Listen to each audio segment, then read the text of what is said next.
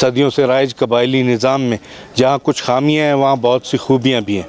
ان میں ایک جرگہ پنچایت یا کچہری ہے جس میں بڑے بڑے فیصلے دنوں میں کر لیے جاتے ہیں اور لوگ عدالتوں کے چکر لگانے سے بچ جاتے ہیں۔ بلوچستان میں قبائلی نظام اور جرگوں کے حوالے سے بہت سی کتابیں لکھی گئی ہیں۔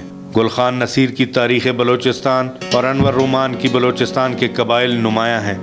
ان کتابوں میں جرگوں کے حوالے 16ویں صدی سے ملتے ہیں جب بلوچستان میں حکمران بنے اور تنازعات کو نمٹانے کے لیے جرگوں کچہریوں کا سہارا لیا گیا۔ مری بک انگل، رند، مکسی، زہری، رئیسانی اور دیگر بلوچ قبائل خون سے لے کر جائیداد کے تنازعات تک سب انہی جرگوں میں نمٹاتے آئے ہیں۔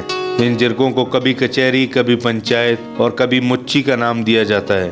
جرگے کا سربراہ سردار یا نواب ہوتا ہے اور اس کی مشاورت کے لیے 5 سے 10 سفید ریش بزرگ، معتبرین اور ٹکری ہوتے ہیں۔ مسائل کے حل کے لیے جرگے میں آنے والے فریقین کو پہلے یہ اختیار دینا ہوتا ہے کہ ثالث جو فیصلہ کرے گا وہ ان کو قبول ہوگا۔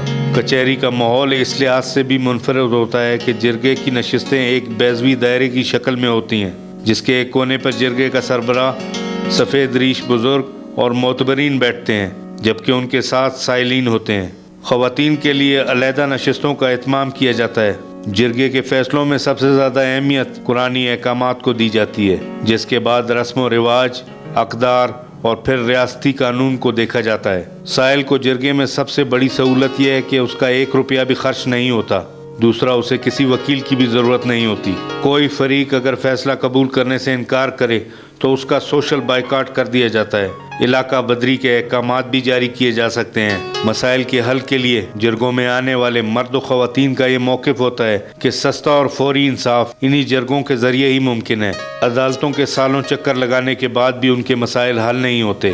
ایسی ہی ایک کچہری میں ہم موجود ہیں جو ساروان ہاؤس میں منعقد ہو رہی ہے۔ اس کے سرکردہ نوابزادہ سراج رئیسانی ہیں۔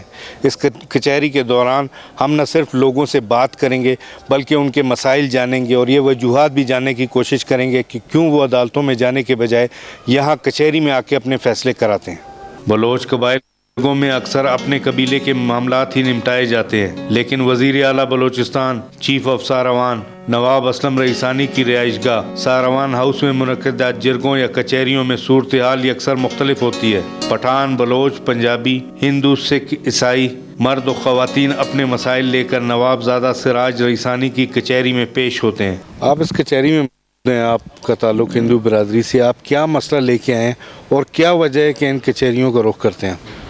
دیکھیے جی، یہاں پر ہم جو آئے ہیں یہاں تو انصاف ہی ملتا ہے۔ ہم تقریباً صدیوں سے آباد ہیں اس قبائلی حصے کے ہم وہ بھی ہیں، اور دوسری بات ہے میرا تعلق بھی مٹھڑی گاؤں سے ہے اور میں بلوچستان کا رہائشی ہوں، اور ہمارا جو تعلق ہے صدیوں سے تعلق ہے ان قبائلی سسٹم سے۔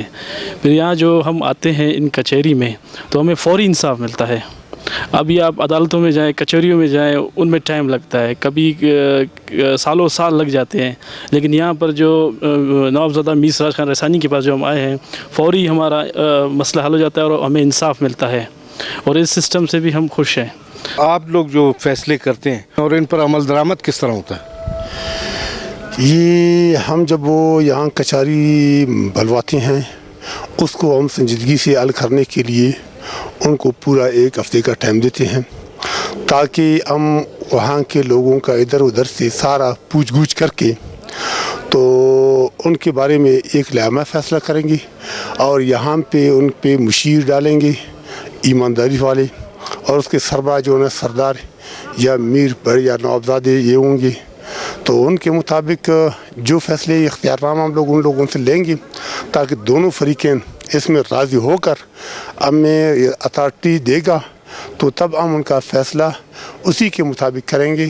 فیصلہ جب ہم لوگ کرتے ہیں تو اس کو اسی دن ان کو ٹائم نہیں دیتے ہیں، اسی دن اس پہ دستخط کریں گے اور ایک کاپی ہر فریق کو دیں گے۔ اس کا اصل جو ہے نا ہم سردار یا نواب اپنے پاس رکھیں گے تاکہ کل کے لیے ہمارے لیے کام آ جائے۔